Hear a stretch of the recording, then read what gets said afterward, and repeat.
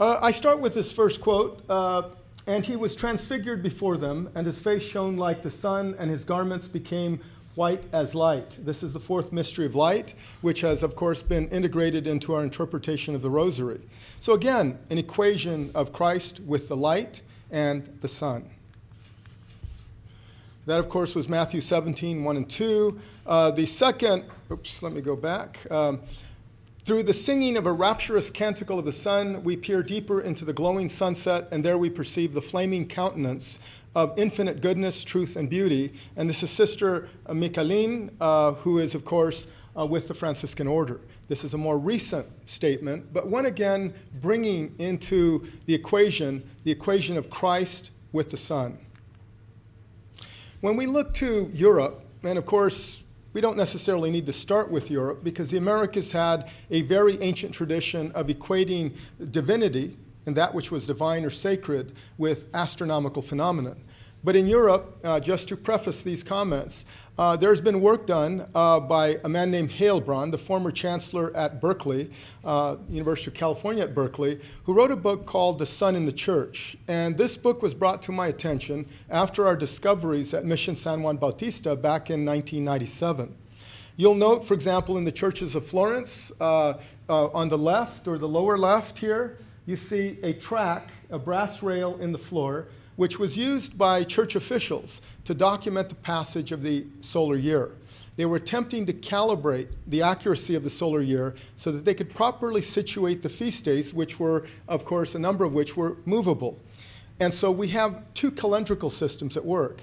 One is the true solar year and its calibration, and the other is the ecclesiastical calendar.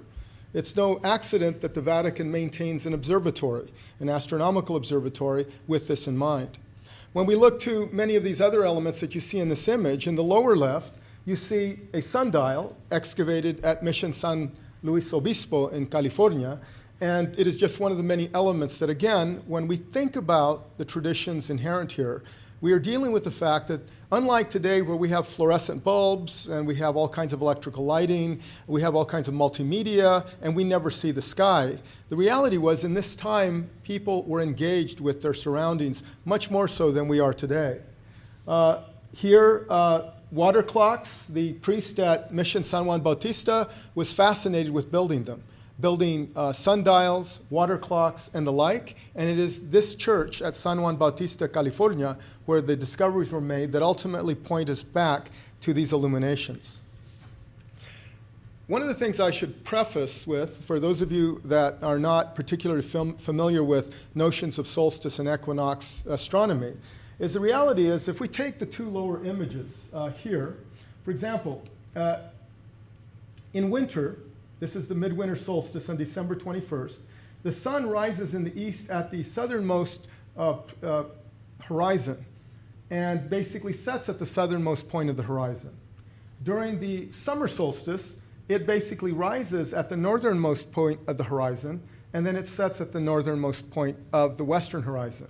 So keeping that in mind, and then basically looking at the fact that at one point or another, and this happens twice a year, the sun will actually rise at due east and set at due west. This is known as the equinox. The northernmost point and the southernmost point are known as the solstice, where the sun is literally tethered and anchored, and it begins to return on its transit either south towards the winter solstice or north for the summer solstice. And I'll leave that and go no further with that. Okay, what does it take to understand this phenomenon? Because I've had a lot of people writing me over the last few years saying, how can I get engaged in this sort of study? I now have scholars in South America, Mexico, Eastern North America, Texas, Arizona, now collaborating with me to how best to interpret this. In fact, Jaime Lara is one of these individuals who, and he's one of your colleagues, who contacted me, and actually I requested some materials from him, and he was most gracious to share them. In fact, the images are in here. He has, of course, been looking at a solar Eucharistic worship and eschatology and architecture. In other words, architecture that heralds to the end of days. So there are all kinds of different dimensions to this kind of study. Just to be iconic, first you have the oculi, or the oculus, the windows and the facades of churches that are key to this phenomenon. You also have the Missal Romanum, which is the book of feast days in the church. We have more saints than perhaps any other faith. And here's my attempt to calibrate the saints' days with the liturgical calendars of the late 18th century and early 19th century. This gets a little complicated. But we have other issues. For example, when we're looking at a church, such as this one at Santa Barbara, and we're attempting to determine how it relates to the solar geometry of a site, this is a site that I excavated. It's the Royal Presidio Monterey. And you see here the church of Junípero Serra. This is the first church, and then the second church. And then this is the existing church of 1794 with an image of Guadalupe in its facade. All of these become factors and complications in attempting to interpret the solar geometry of these churches. One of the signal discoveries of recent was made by one of my students, Jewel Gentry. He was fascinated with my solar geometry research at San Juan Bautista, and he kept asking me questions about it because I make allusions to the Philippines, but I wasn't studying the Philippines, but talked about the role of the Franciscans and Jesuits there. And in the process, because of his own Filipino ancestry, he began asking me, is it possible that this solar geometry exists in the Philippines? And I said, I'm assured that it does, given that the priests there were being dispatched from Mexico City to evangelize the Filipinos. And so he began looking into it, and while doing research on the internet, found a document, which was part of the reporting of the Council of Trent, and it was related to San Carlos Borromeo, who was the patron saint of Father Serra, Junípero Serra. Well, it turns out he was the grand architect of the Council of Trent, responsible for designing the construction codes that went into the evangelization of the Americas, beginning in 1571. This construction code basically mandated that churches be oriented to the east, towards the rising equinox sun, so that the interior sanctuaries could be illuminated as a way of hearkening or heralding the risen Christ. So again, a significant point. Another point, the Indian Jerusalem. When we look to Fray Junípero Serra, we have many different manifestations and illustrations of what he looked like. He didn't formally sit for a portrait. He wasn't that type of individual. He was a professor. He was only about 5'3" in height. He probably was concerned about that in his portraits. But he was one of the key scholars of studies related to the cosmology of the Franciscan order. In looking at accounts of him, and I've been reading a manuscript of late that identifies his early interest in the Americas, he was a Scotus scholar. He was interested in issues related to the eschatology and the coming end of days, or the return of the Christ. And he was also an adherent who was interested in Sor Maria de Jesus de Agreda, who was herself a mystic and into bilocation. Native peoples throughout the Southwest were identified with this saint, and Father Serra hearkens to her in many of his own accounts. You note that her Mística Ciudad de Dios, Milagro de su Omnipotencia, was a key work that can be found in the California missions as part of the readings mandated for the Franciscans of that time. When we look to other issues and other dimensions of the study, in order to approach this study, because from the day that I began first presenting information on this topic back in 2000, I was constantly being challenged by one scholar or another. Well, have you looked at this and have you looked at that? Or you can't possibly be doing this because this was done by the Indians, or this was done strictly by the Franciscans. And lo and behold, we discovered that it was a hybrid, the hybrid revelation and discovery. The image in the upper left shows the Millennial Kingdom, the New Jerusalem, the Indian Jerusalem, that's painted in the church at Canticle in Mexico. And this is an image that was provided to me by Jaime Lara. When I was first engaging this research, I found some of his early publications and was intrigued by this image with the 12 towers and the 12 portals of the heavenly kingdom. This will become important later. Also, while doing research at the Santa Barbara Mission Archives, I found documentation of the Calendario Metónico. How many of you are familiar with the Metonic calendar? It is a lunar calendar.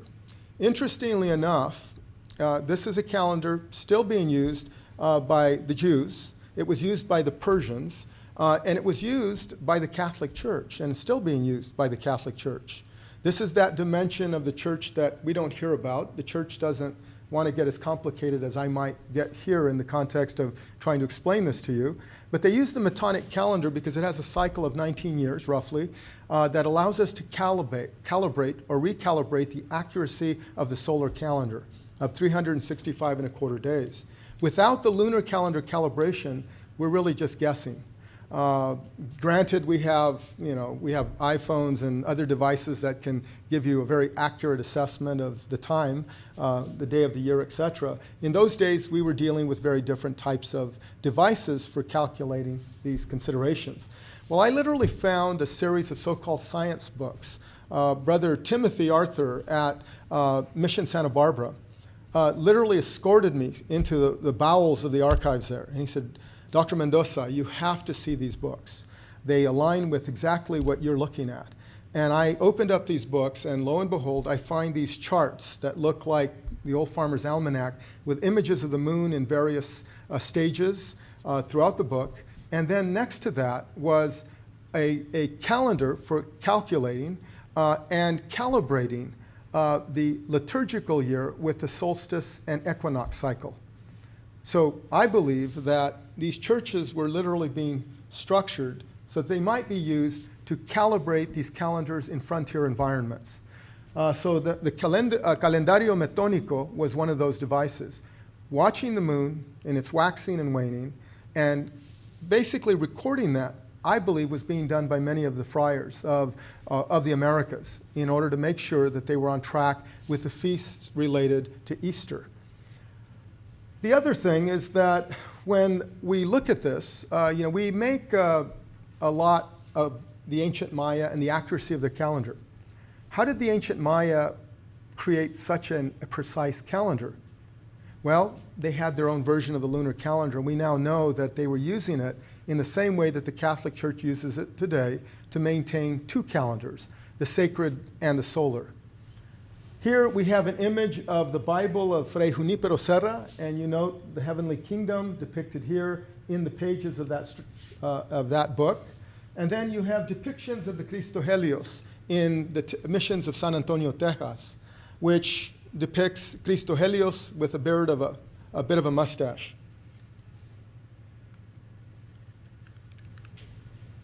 Okay.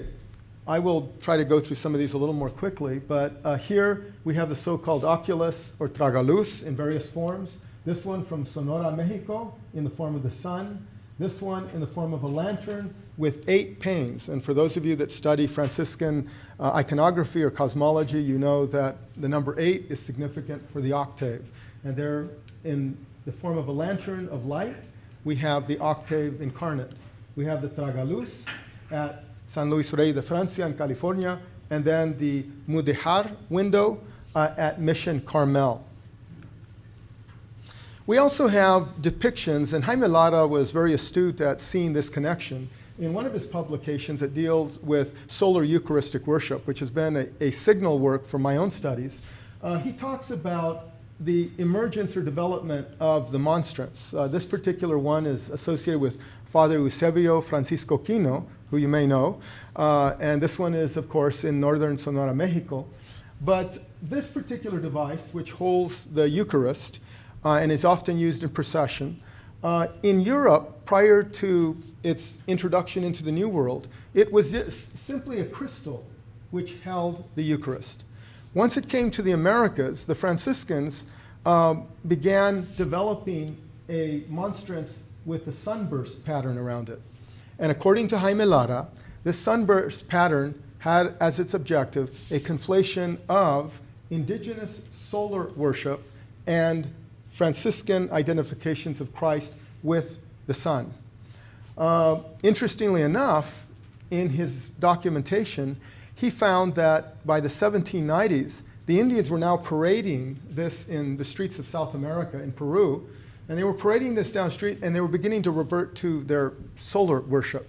And they were beginning to basically acknowledge their old sun god over Christ. And this became a problem for the church. And the church actually put out a writ that demanded the destruction of any sunburst monstrance being used in any community in South America. This pattern did not affect the monstrance fixtures in the churches of the Southwest or Mexico, but they were making their way north, and luckily they didn't succeed in destroying them all. Oh, I might also note that the tabernacles that you see here on the left, this is the one that we loaned to the University of San Francisco, but it has a sunburst monstrance, and then of course the pomegranate pattern, a significant symbol of the church and pilgrims. And here we see two tabernacles created in the Philippines, again with a sunburst monstrance at their center. Who is looking at these tabernacles? It is literally the Indian neophytes who are literally on their knees or seated on the floors of these mission churches and literally engaging with this conflation of Christ with the sun in the sky. When we look at many of the issues that come into play in thinking about the missions, what we have is this dispute. It's like a holy war of sorts in California and other areas, where the fact that the indigenous peoples were at all converted, evangelized, or acculturated by Franciscan friars is seen as a denigration of Indian society. But this presupposes that what we have is a static Indian societies that never changed, and were never changed by other societies.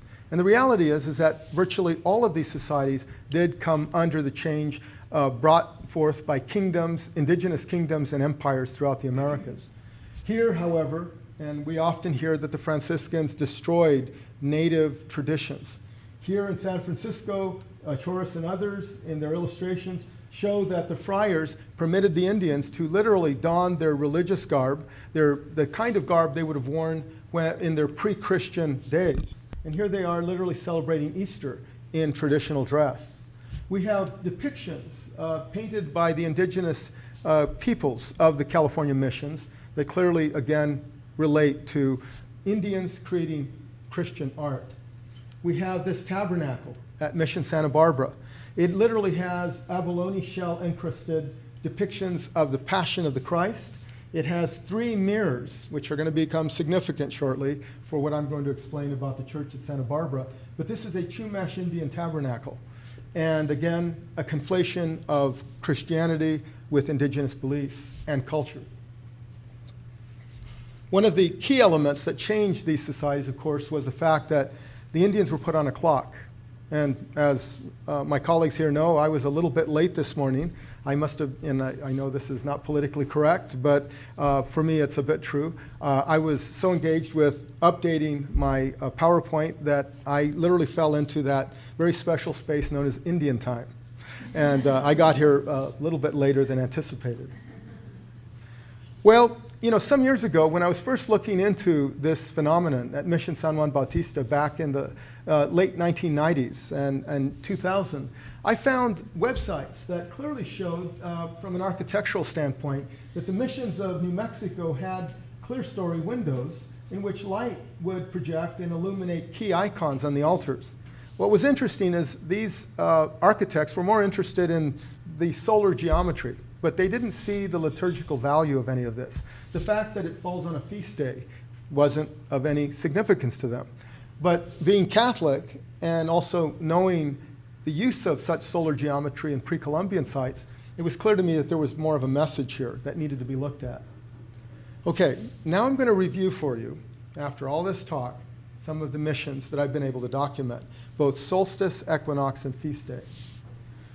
In my early studies in San Juan Bautista, and I was invited there by the parish pastor, Father Edward Fitzhenry, to undertake an archaeological investigation, mainly to support his own work in restoring the site. Well, one of the first things I did was I began looking at historic maps, plat maps of the church and existing buildings, and then, of course, the plaza, and trying to get a sense for early architectural histories or documents thereof. I initiated an archaeological investigation, and here my former student, who passed away a year or two after this image was taken, discovered the foundations of what later turned out to be the granary of 1802, a massive structure. Here you see another view of it. We recovered the mission well. I was grappling in the early days with notes and interpretations, trying to figure out these buildings in the course of it all. Well, we produced a map. It required thousands of points to produce. I worked with my brother-in-law, who's also a devout Catholic, and so he gave a lot of time. He was commuting from Bakersfield to San Juan Bautista to do this. And we immediately noticed that the church was approximately 3 degrees off kilter with the otherwise square quadrangle. I might note this is a modern building, but this was a square quadrangle, and we conducted excavations through this area, the Torreon or tower, and this area here. And there was no explanation.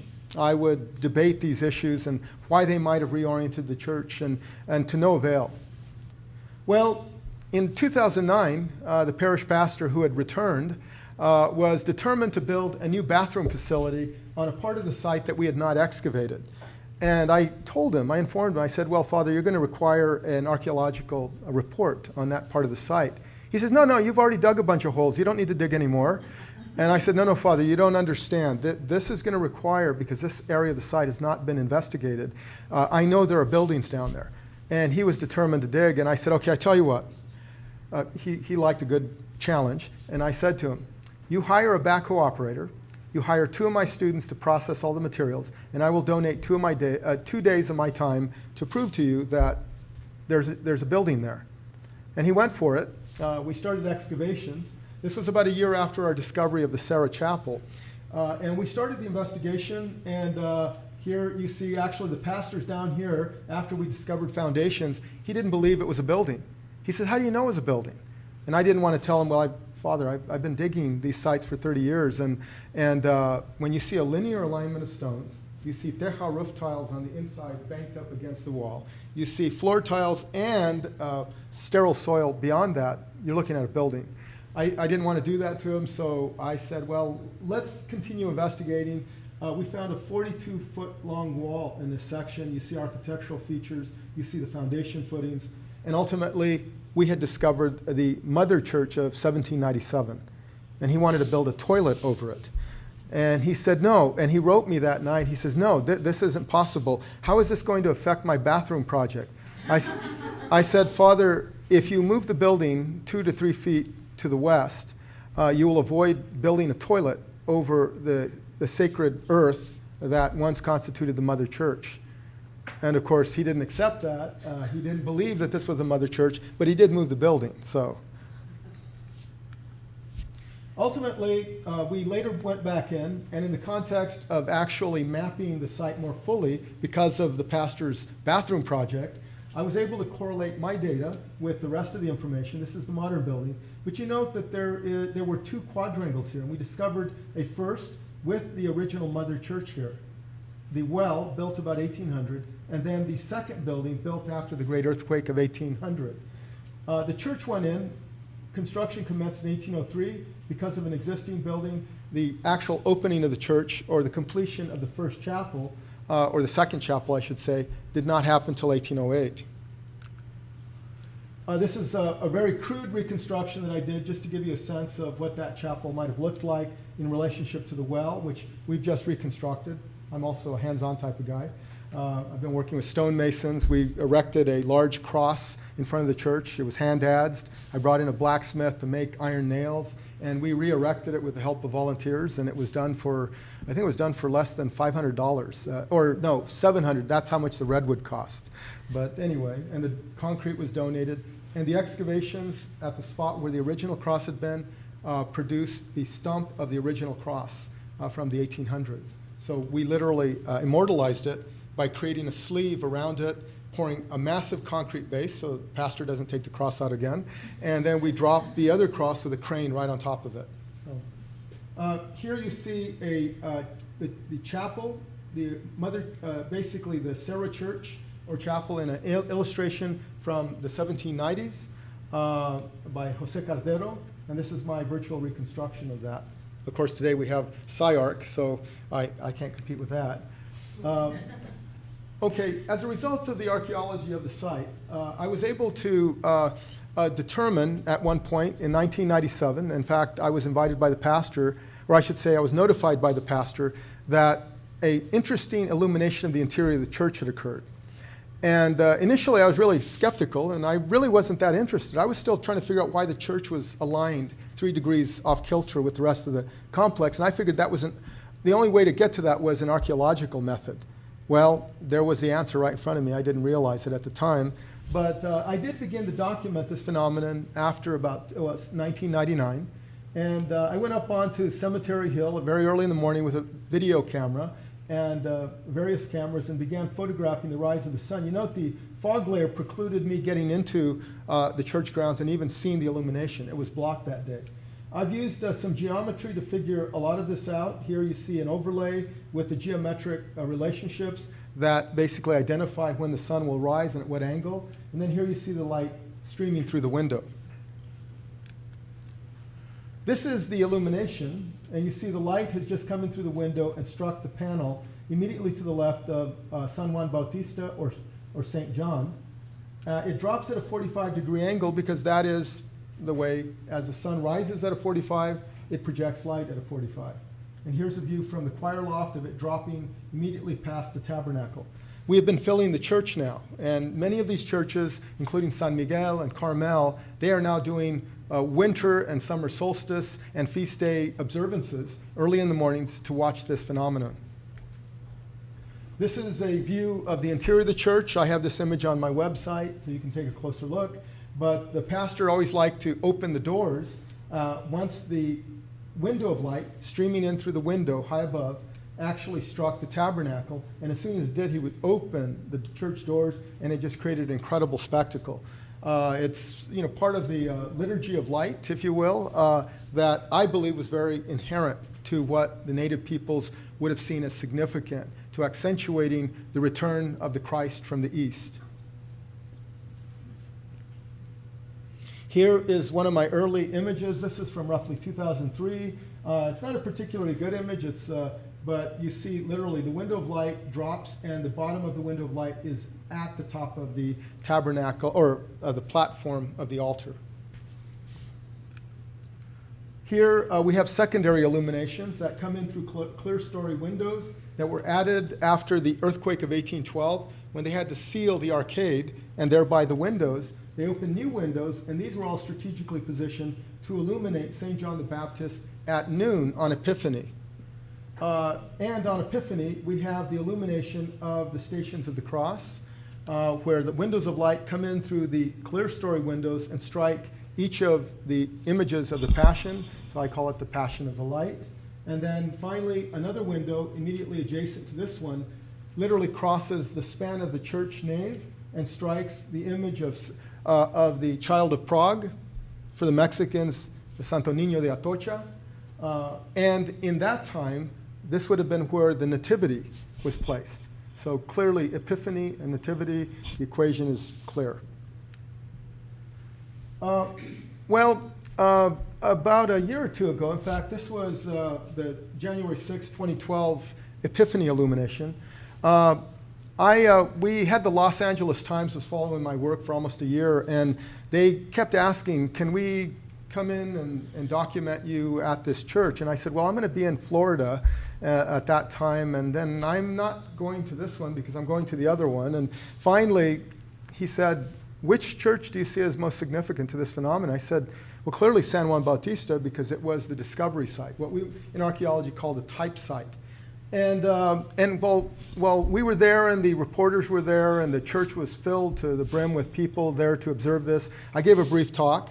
And afterwards, one of the parishioners came up to me and said, Dr. Mendoza, why does the light on the winter solstice strike this wooden panel that doesn't have anything on it? And I had an epiphany on Epiphany. Well, I should say on winter solstice. And I thought about it, and I thought, this doesn't make sense. I've never really looked at, my assumption at the time was, well, this is winter solstice. This is as far as the sun is going to go. And so if it strikes this panel, it's not going to go any further to the left. Well, I was wrong. And I realized that after all these years of the pastor saying it was winter solstice, I thought, wait a minute. It's clear to me that the church, the Vatican, and the Franciscans in particular, were busy chronicling both the sacred and the profane. They were busy calibrating the sun for both liturgical biblical, as well as, basically mundane purposes. In other words, we want a calendar that's accurate, but we also want to anchor the holiest days of the year. So I thought about it, and I was almost frantic after she asked me the question. I thought, wait a minute, this is embarrassing. We've been acknowledging the winter solstice here. And so I thought, there's got to be tandem illuminations, because we have the illumination of the tabernacle, so that's clear, and the equation is good. It's with Christmas, essentially. Of course, Epiphany was the real Christmas for the church of that time. So I thought, this isn't the Christmas that they were trying to acknowledge. And so I projected, and I realized that if you projected backwards, which I'd already missed, that we would have the illumination taking place on essentially the Feast of the Immaculate Conception. And I thought, okay, I missed that one, but it's going to happen again, because winter solstice, again, as I told you before, is an anchor. And so the sun will move past that anchor. And so what I did was I then calculated forward, and I calibrated it to Epiphany, and I waited anxiously to get there. And on the morning of Epiphany, I went into the church. I was setting up my video camera, all the things you do with the video camera, and I was running late. And I had just set the camera in place, and I turned it on, and I said, this is Dr. Rubén Mendoza at Mission San Juan Bautista. The date is Epiphany of 2011. And just as I said that, this window of light appeared right before my eyes. It was almost miraculous. And I thought, I got it. And this had to have been the original feast for which this altar was being illuminated. And because I've recently completed a very detailed photographic historic analysis and architectural history, I went back to look at the placement of the santos, because Father Ed changed them a couple of times. He changed them thinking this was the historic pattern. Well, San Isidro is here, St. Isidore is here now. But when I went back to the earliest images we have of the altar and the earliest descriptions, guess who is in this nicho? San Francisco de Asís. So the revelation was clear, that the light of Epiphany was intended to illuminate St. Francis. I have made a number of concerted attempts over the years with virtually no funding, and what funding I have, either through my own resources or through the occasional mini grant, was able to pull together monies. And I've since been able, over the last probably dozen years, I was able to raise about $250,000 for student employment, all of it in the missions. So many of my students have gone on to be archaeologists in mission studies and so forth. And in fact, the provost was recently surprised by that, because I didn't realize that much money had been raised. I wasn't keeping tabs. But one of the projects that resulted was one that led to a student award for 2 migrant education students who created this incredible rendition of the interior of the church based on my stipulations that this is what it would have looked like after the earthquake of 1812. And so you see the paintings of the Via Crucis, you see the Altar Mayor, or the Retablo Mayor, and the saints incorporated therein. The idea was to set up a projection of how the light would enter the church. But today we have SciArc. And so SciArc, I recently obtained a grant to have SciArc create a cloud of points. And I don't know how much you know about SciArc, but these images were produced with a couple of instruments. They literally set them up kind of like this video camera, push a button, and they just stand around waiting for a few minutes, and then suddenly they've got millions and billions of accurately rendered points for these structures. This is literally the church, and I can pull any bit of data, like from here to there, and get an accurate measurement by simply dragging the measuring device over. So there you have San Juan Bautista with its 1970 era's campanario, put in by Sir Harry Downey, who thought it needed one.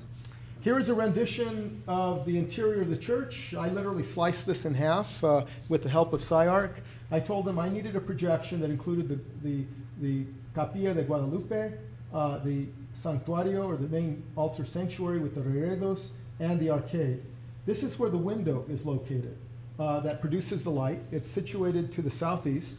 We literally sliced the building lengthwise, straight down the nave. And so you get an idea of the architectural features, the vigas, and all the other elements. Well, the way the light enters the church is in this way.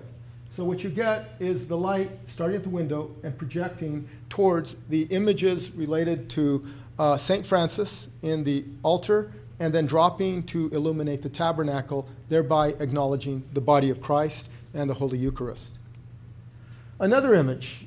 This cross-section is right through the middle of the building, with the image of the choir loft, as you see, is a bit tilted. But you see the main doors of the church, which are open during the midwinter solstice illumination. Here is the window of light, or the oculus, as I call it.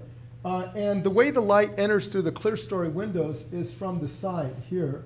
And it drops down, and this isn't the side altar in reference. That altar is actually at the north end of the church. This is the south end, or east end, I should say. But this is essentially what it does. It lights and illuminates what was the nativity scene on Epiphany. This is a recent mapping, because I love architectural history. We're about to publish this. Basically, I've taken, because I really do believe that if our youth are going to engage their ancestry, they need to do it in the appropriate languages. And so if it was in Spanish, let's call it that. Unlike Table Mesa Road here in Arizona, I think it's important that we, I'm fine with Table Mesa. It gets the point across, but it is a bit redundant. Here we see the various elements. And this is the result of 18 years of field work at Mission San Juan Bautista. Most of what we knew at the time I arrived was that this building and the church were still intact. This building was gone, this building, and this wall was gone. So we've added, through the archaeology and historical studies, these structures, as well as the mission well. Okay, I moved to another solstice site. Now, when we first made the discoveries at Mission San Juan Bautista, I was still a bit ambivalent, maybe skeptical, that maybe this was just an absolute coincidence of monumental proportions.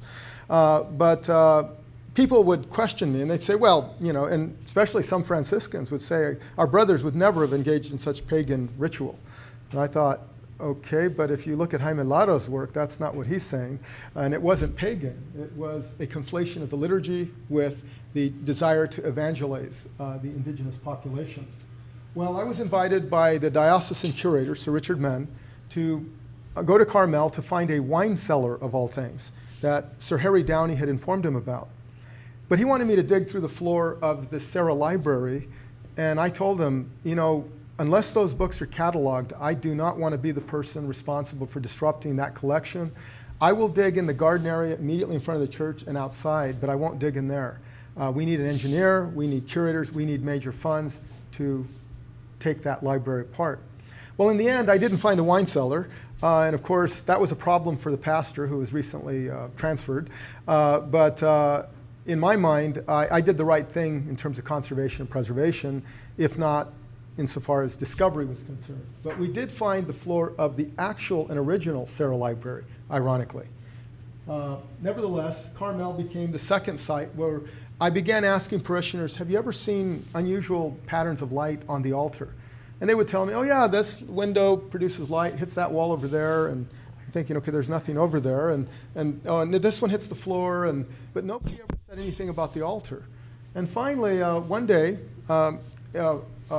Father Emilio Robu, who is a Franciscan, I had a very close relationship. I'd go over to dinner with him and another parishioner at Carmel, and we'd talk about these solstice studies, and he just was not convinced that there was anything to it. He didn't believe the Franciscans would have engaged in such behavior.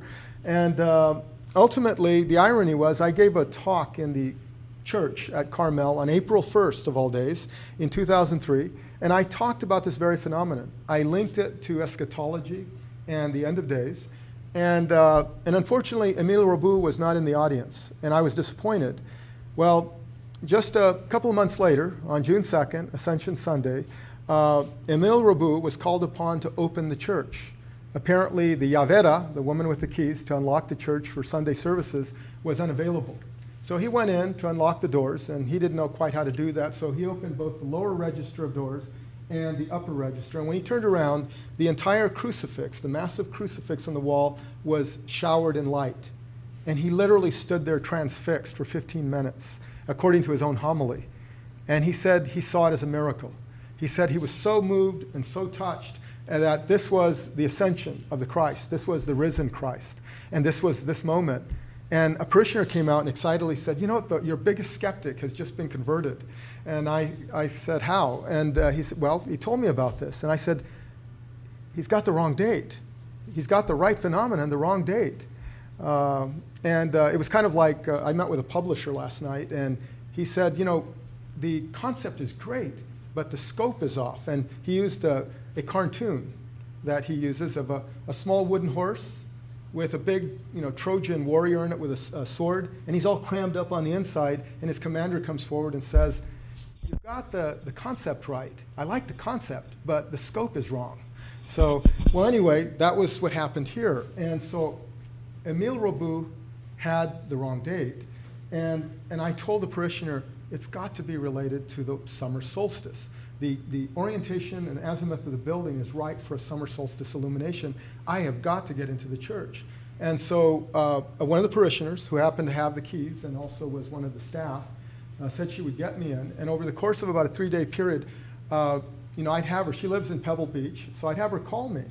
And she'd call me and she'd tell me whether or not you could see, there were clear skies.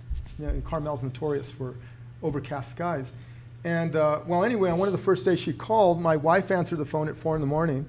And this woman's on the line saying, have Rubén come out to the point. The skies are clear and the stars are out. And my wife handed me the phone and said, some woman for you.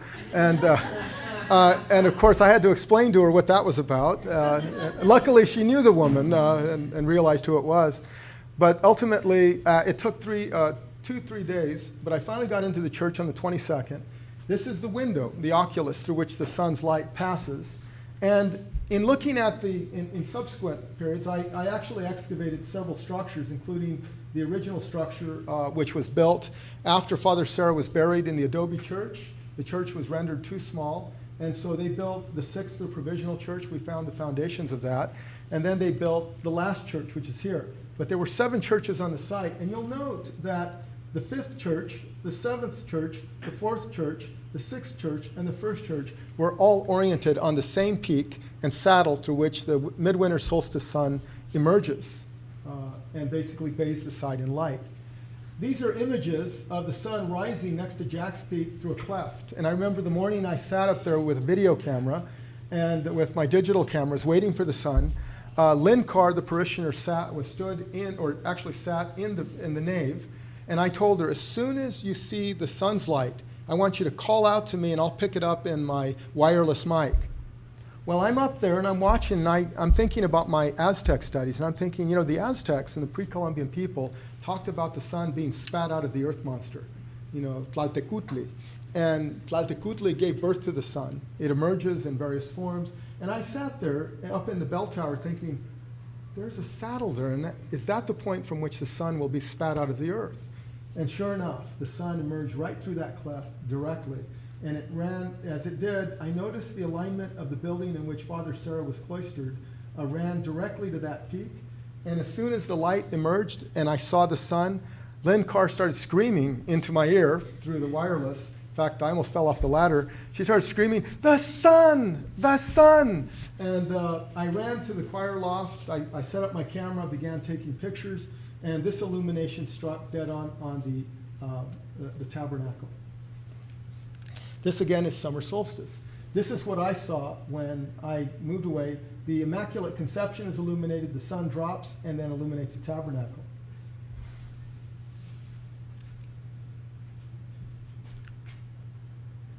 This is a view from the ground, and here's Lynn Carr. These are the discovery photos of the altar. And one thing I might note is that I haven't completed my analysis of this structure, but it's clear from, because a lot of it was revised or modified by Harry Downey, but there are 14 ribs that form the interior of the skeletal structure of this church. And for me, this is literally like the passion of light emanating through the window or the Star of Bethlehem, entering the church, literally lighting up every single one of these ribs that represents the body of Christ in this passion of light. Interestingly, after the discoveries this year of the Epiphany illumination at San Juan Bautista, I went back and I contacted the folks at Carmel and I said, we've got 2 dates of an illumination.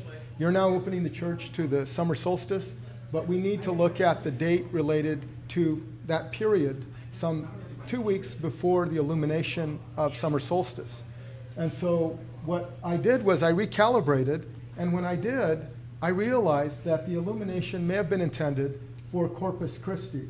And this is the Corpus Christi illumination of the main altar tabernacle. We have a couple of days on either side. It is a movable feast, and thereby the illumination occurs twice a year in this church as part of a tandem illumination, both astronomical for the summer solstice and liturgical or ecclesiastical for the church. Other sites include Santa Clara, and of course we have the all-seeing eye of God right above the window that was modified in the 1825 period, and they've cemented it shut, but this is another summer solstice site. Here, Santa Barbara, I completed a very detailed interpretation. They have a benefactor who has stepped forward and is offering to reconfigure the entire pipe organ with hundreds of pipes installed by Carnegie back in the 30s. But she's willing to pay for the complete revamping of the choir loft if we can bring back the solstice window, so that you can imagine the Franciscan administrator there told one of the staff members, you've got to get Mendoza over here, and he needs to prove to me that this is exactly what happens. You know, so it's all on me. And so I went in there, I went through their archives, I used it as an opportunity to look at additional material. I might note that we discovered, if you look closely at this photo, there is a window there from 1860 that is a rosette. So it's only appropriate that the Mother Mary is heralded as the light enters the window and illuminates the tabernacle, and thereby the life of Christ. So literally, the window becomes the vessel, the rose becomes the symbol, and the Christ is illuminated. Well, at this site, in doing my research, I literally was doing this after the fact, after the winter solstice, but I determined that this was a solstice site back in 2003, but the window has been sealed, so it made it a problem to confirm. I did research in which I found these very early iterations, and it's interesting is Duns Scotus is portrayed in the lienzo. This is a giant painted reredos that once covered the altar, and there's all this apocalyptic imagery in this lienzo. And so, interestingly enough, when they did the 1970s era recreation of the altar, they took away the lienzo, which still exists, and they depict the Christ with the sun at his back. And right here on the tabernacle, the Franciscans painted a sun emerging from the tabernacle. They just didn't know it actually would have been intended to illuminate the tabernacle. Here is the German period altar installation of the late 1800s and the completely modified interior structure. And here is the Chumash tabernacle that I mentioned before. You now have a sense of what these windows are doing. They are projecting light onto these altars. What do you think of a tabernacle that would have had mirrors, 3 mirrors, clearly identified with the Trinity?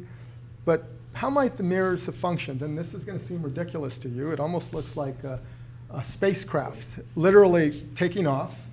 But this isn't the altar that you would have seen, and this isn't the backdrop that you would have seen. You would have had all this apocalyptic, Duns Scotus type iconography. And the light would have started up here, dropped at an angle, and illuminated the tabernacle. And I believe it would have sent 3 beams of light back into the church, and it would have illuminated the interior. And I plan to fabricate a copy of this. I've already got the dimensions. And I want to do this with the folks from Teatro Campesino who are friends of mine. I work with Phil Esparza, who was in a Turner broadcast as the Cisco Kid.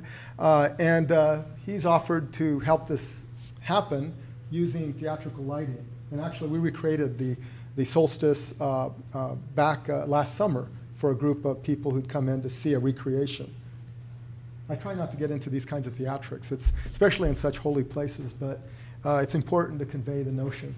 Here, this is the new, what they're calling the solstice window that was installed recently with the rosette pattern. And then, interestingly enough, they just published, as a result of the latest winter solstice, they actually opened the church doors, and this is what they got. So even though it's not the window, we now know that the calibration was accurate. After, let's see, 10 years, they finally confirmed it for me. So I was really particularly excited. And luckily, this priest, who was formerly at San Miguel and had seen the illumination there and actually would celebrate it on the Feast of St. Francis when it illuminates the altar and the image of St. Francis, he's very receptive to this now. At the Presidio Chapel of Santa Barbara, again, back in 2004, I determined this was a midwinter solstice site. It's aligned identically to that at the Mission of Santa Barbara. And here we have the first documentation of that. A couple of days after solstice, you see the illumination. This has been a reconstructed structure, but it's built on the archaeological footings to the dimensions with the interior iconography documented for that time. We moved to Mexico and Father Serra's churches. And while I was there, I was invited by the University of Querétaro to determine whether or not there was any of this solstice geometry in the missions identified with Serra. And at that time, I met Padre Miracle. We sat down for the longest time. He was an incredible man.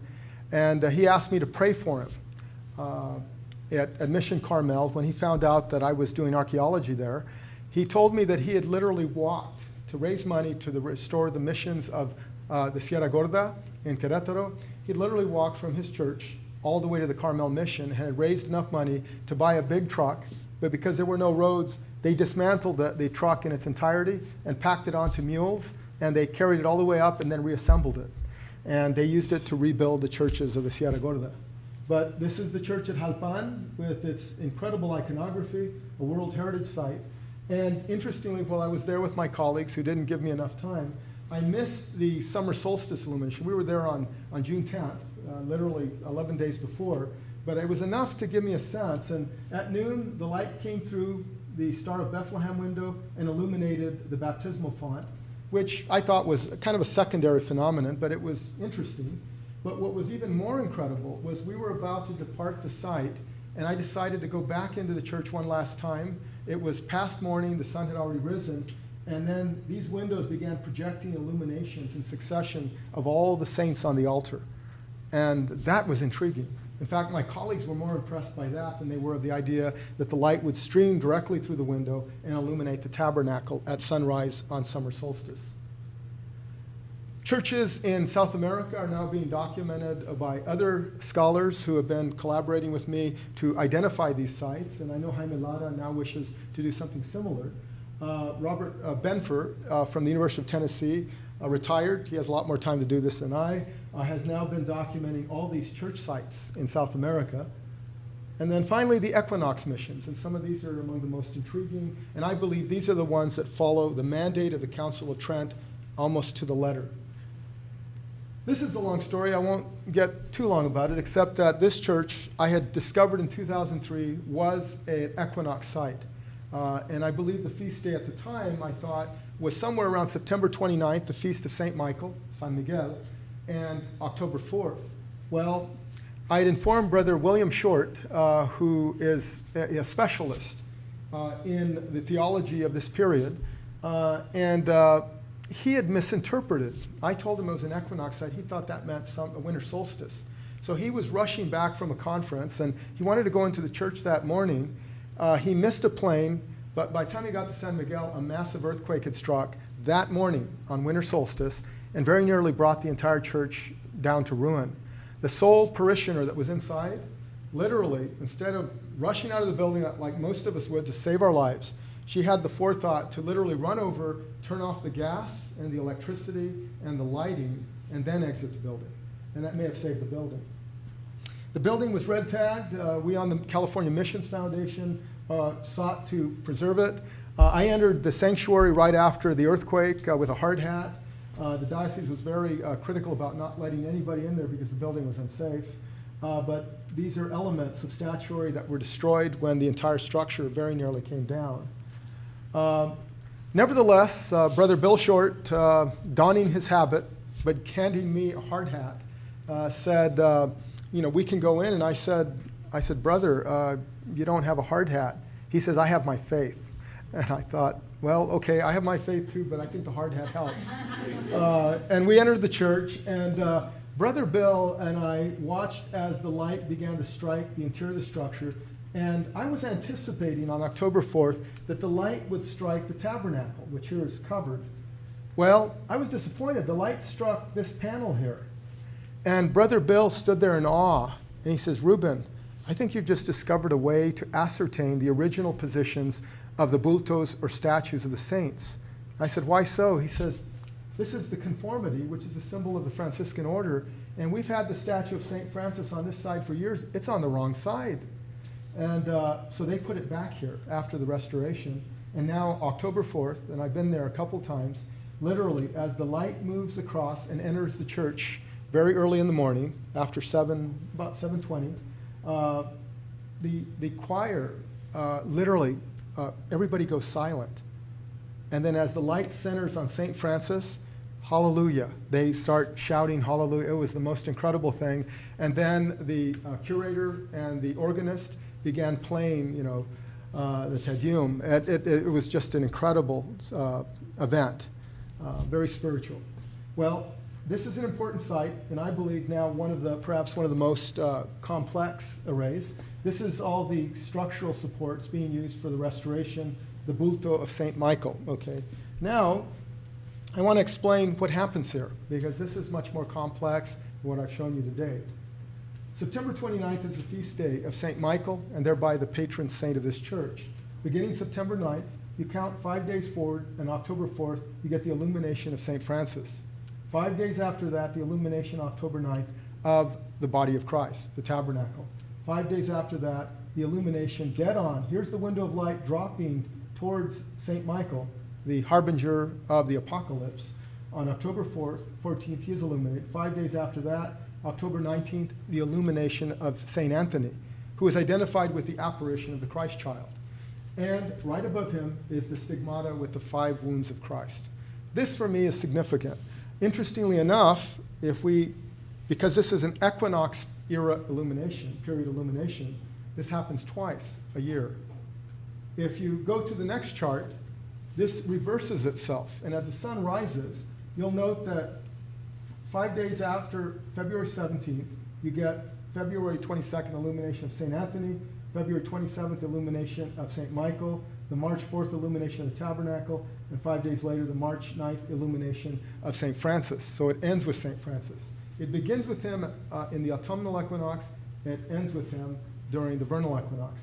Interestingly enough, when I did my calibrations with the liturgical calendar, turns out that March 4th of 1797, the founding year of this church, was literally the Easter.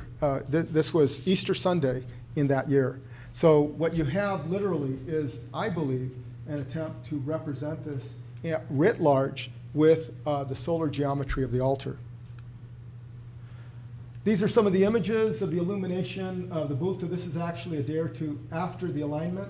I am a professor, so I have to drive around to these things, and on many of these occasions, I literally drive to these to document them right before my classes. And then I come rushing into class, all excited, telling the students, yes, we just got it. After all these years, I finally got it. And here it is, about to illuminate St. Michael. And you note the painted border, the register, is precisely aligned with the illumination. Here we see the illumination on its day, and then we see St. Anthony illumination. Interestingly enough, we know that there are archangels identified with the missions and their patronal saints. You have San Miguel, Archaeoastronomy, in the middle of 3 missions, but to the far north at San Rafael, we have the archangel, we have San Miguel, and then to the south, San Gabriel. Guess what? All 3 churches in so distant a frontier province are aligned identically. Why do you think that might be?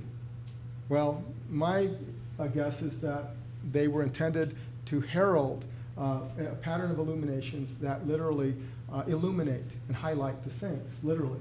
Well, a friend of mine, who is a former CEO of a security company, has taken to installing free security systems with infrared cameras in the California missions. And the way he's done this, we started with San Juan Bautista. And he likes to watch the illuminations. And he's got a lot of money. So he'll call me and say, well, where would you like me to donate the next system so we can observe the illumination? And I'll say, okay, let's get one over at Carmel, let's get one over at San Miguel, and gradually we've been able to document other sites. And of course, the parish priests are aware of this, and they love the fact that they don't have to pay for these $150,000 security systems. We've done 14 of them so far in the California missions. But here we have San Gabriel, earlier iterations of its altar, and here we have the illuminations occurring on the security system cameras. And again, on the same day they occur at in the churches further north. Here we have San Rafael. You note, based on the plat maps, the structure has been destroyed. What's there now is a replica, but the orientation is identical to San Miguel and San Gabriel. Here we have the mission at Santa Ynez. Ironically, a few years back, every time I've tried to capture this one, I'll drive from the Monterey Bay all the way to the Santa Barbara area early in the morning. I even stayed over in a hotel one night just to try to capture this, but I'll drive, it'd be nice clear skies, you get into that valley and the coastal fog has just entered and blocked the illumination. So I've had to rely on these images, but interestingly enough, the curator once went into the church early so as to observe this for me, and she went in and she was sitting there and I had the wrong date. This is the church at Santa Ynez. It's not aligned identically to those at San Miguel or San Gabriel or San Rafael. And she was sitting there, and the janitor walked in and said, "What are you doing here so early in the morning?" She says, "I'm here to see the light on the tabernacle." And he said, "Oh, that happened 2 weeks ago. It happens every year." So probably the biggest source of information for these are the llaveras, who open the churches, and the janitorial staff, who have been seeing these for years. So it's not really that big a discovery. Here we see the illumination of the altar tabernacle at Santa Ynez. And I might note that this happens on the feast day of a female saint. This is the Church of Santa Ynez, also a female saint, but Santa Margarita de Cortona. Here, San Luis Rey de Francia. This is an equinox illumination through the lantern installed in the 1820s. But you get 3 rays of light. Here you can see the 3 arrows emitted from the octagonal lantern that illuminate the tabernacle. The church at La Purísima Concepción was absolutely destroyed. Here's a San Andreas fault that destroyed it. A wall of mud related to an El Nino storm literally washed this site from the face of the earth. This was a church that remained. This is the only remnant of the church that survived until recent times. And I was able to document it, nevertheless, by taking the orientation of the building. It, too, was a St. Francis site. Here, Mission San Jose, another St. Francis site. And here's my documentation of the altar illumination on October 4th. That, however, is oriented to the west. So it's a post-meridian site. Here it is again with people that had come in to observe this phenomenon. That's in the vernal equinox. Here at Mission Dolores, one of my biggest detractors is the curator here. He's of Native American descent. He says, "I don't know what I'm talking about. It doesn't happen at this mission."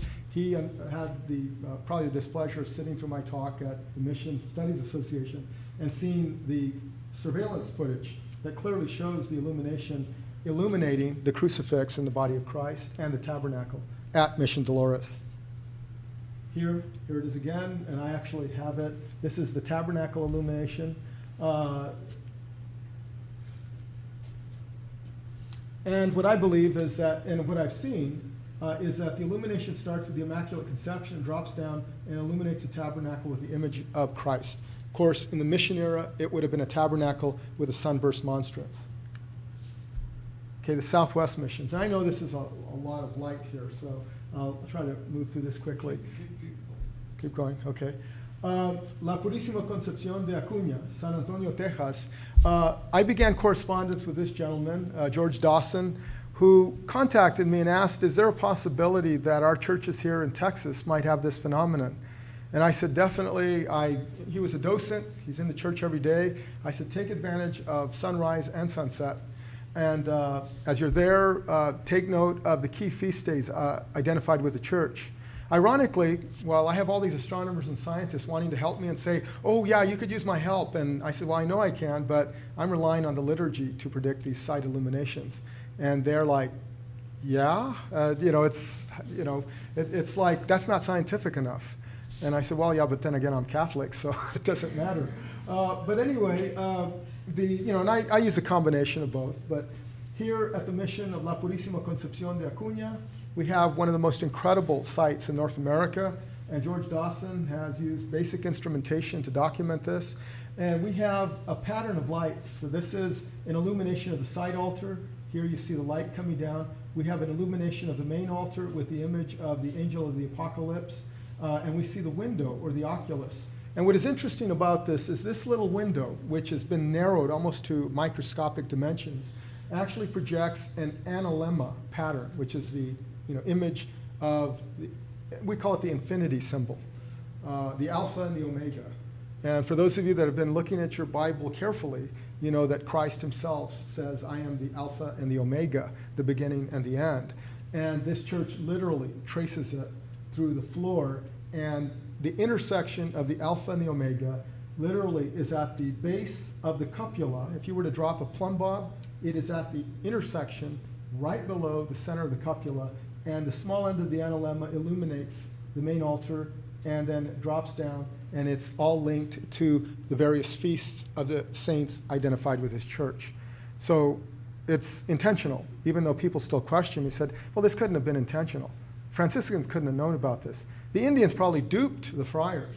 No, this is all divine proportion. This is all Vitruvian geometry. This is all Vitruvian architecture.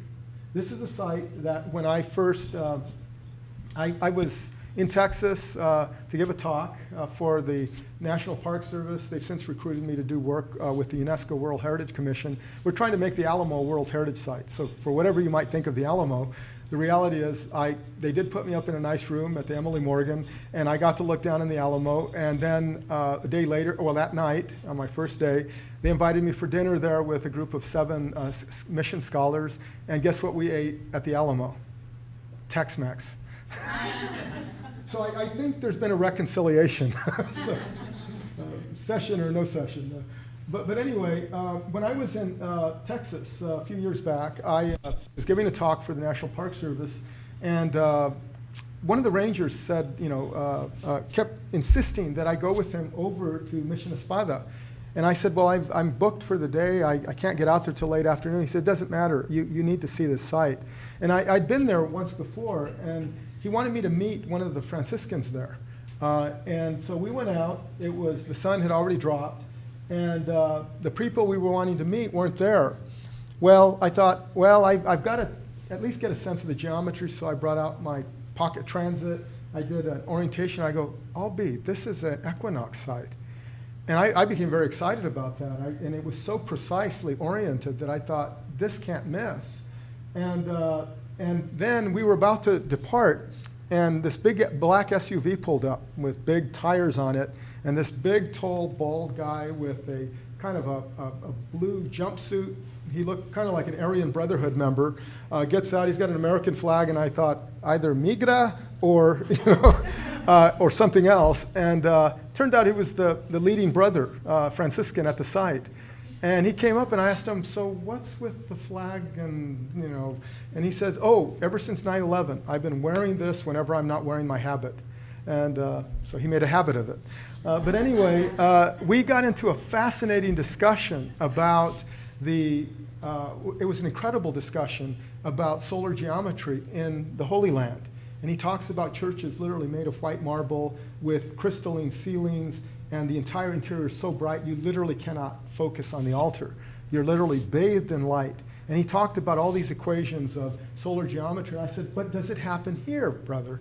And he finally said, well, actually it does. We have light come through the window. In fact, it's so bad that I forget the brother's name. We'll call him Brother Bill for now. He says, Brother Bill gets really upset with it because he has to wear his Ray-Bans to do the liturgy.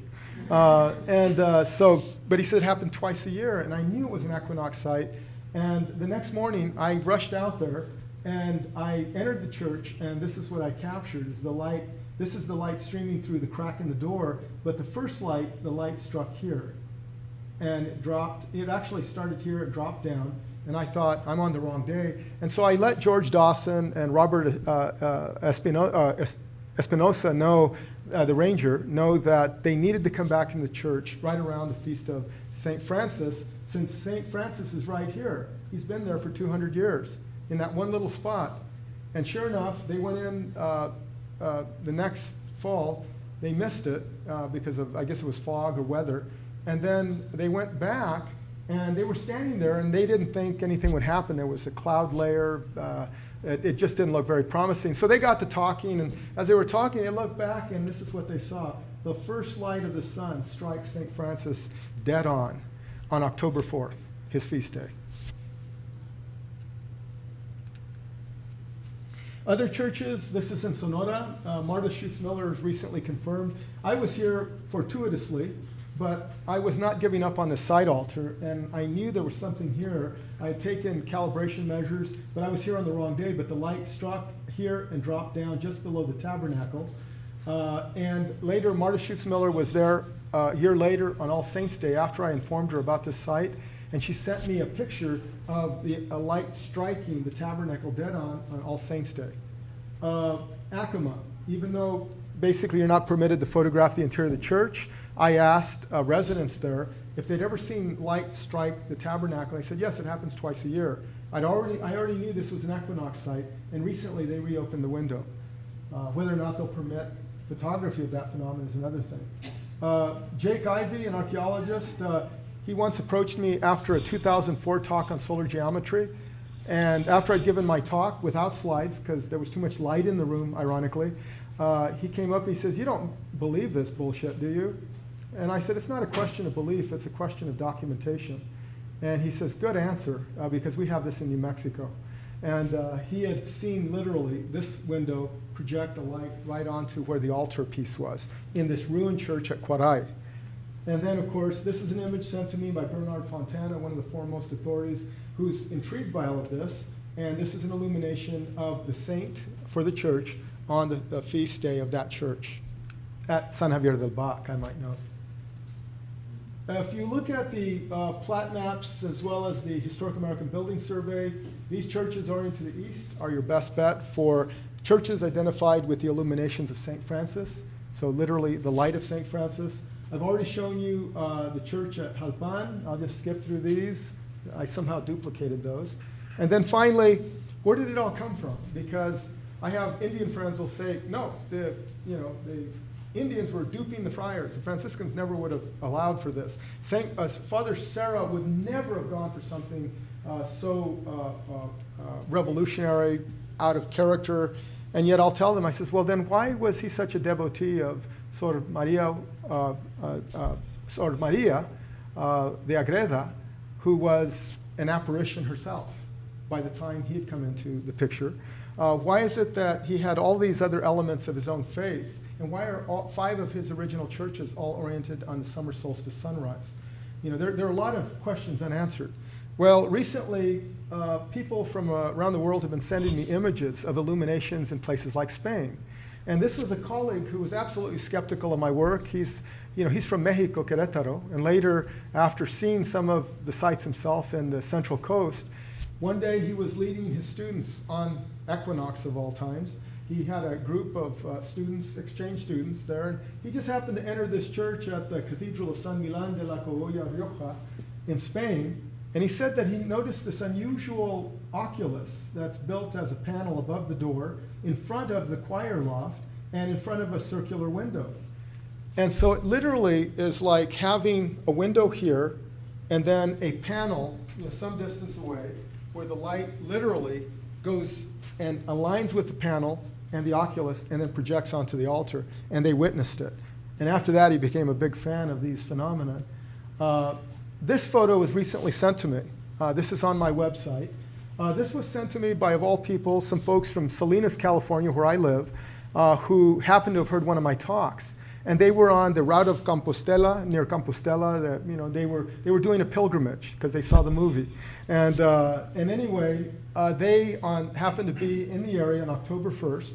And they entered the church and they witnessed this illumination of the Virgin Mary and the tabernacle. You'll note, though, that this illumination, the square illumination, is short of the tabernacle. And I believe that it's because the illuminations are not intended for this date, but for that of October 4th. So the Feast of St. Francis. And again, the tandem illuminations. And if you know anything about the principles of divine proportion, the circle and the square are key to that equation.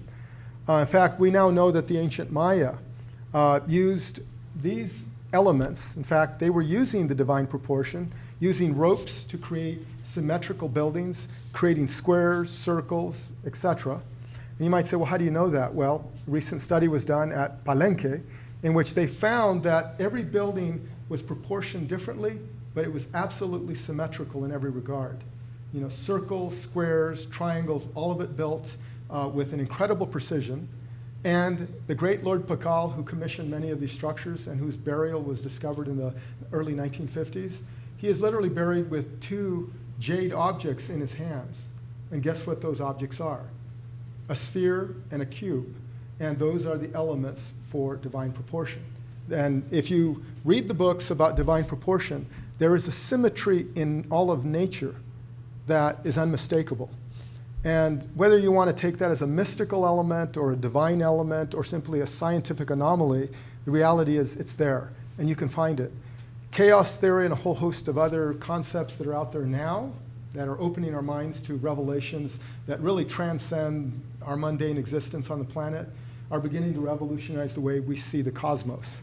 And if you look at what a physicist recently told me after a talk, he said, we are essentially cosmological beings. We are literally the byproduct of stardust, of suns that have exploded and been destroyed and reborn and created. We are all brothers and sisters in that divinity. And if you look at it through the divine proportion, these elements are clearly inherent in the construction of the most elaborate and even the most primitive church buildings throughout the American hemisphere. Here, another view of that same pattern. And you note the tourists seem oblivious, which is good, because then they go back and say, I'm going to have to go back to that church now. Good, that makes 2 times. And finally, La Catedral Metropolitana, which is probably the biggest such site with inherent solar geometry anywhere in the Americas. So when my detractors say, oh yeah, you've got a handful of sites, and the Indians were clearly tricking the Spaniards. They had an issue with the Spaniards. This is their way of dealing with it. What we have is literally the biggest structure.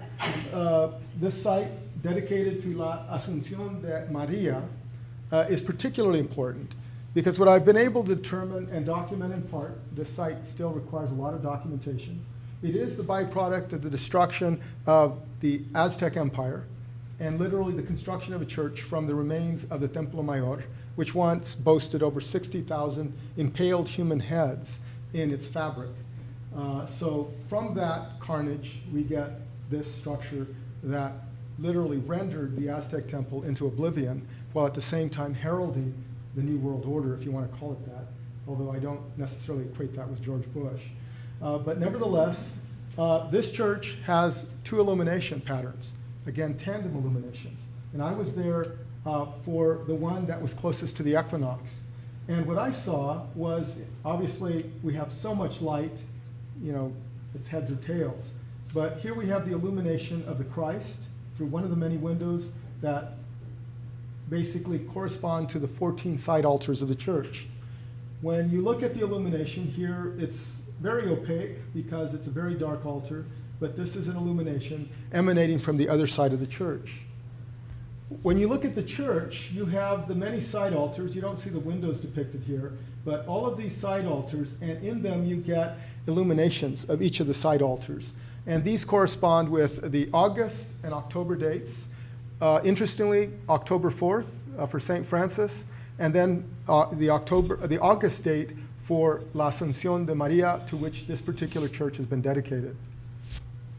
Here we see the light striking the pillars just before it enters each of the respective side chambers.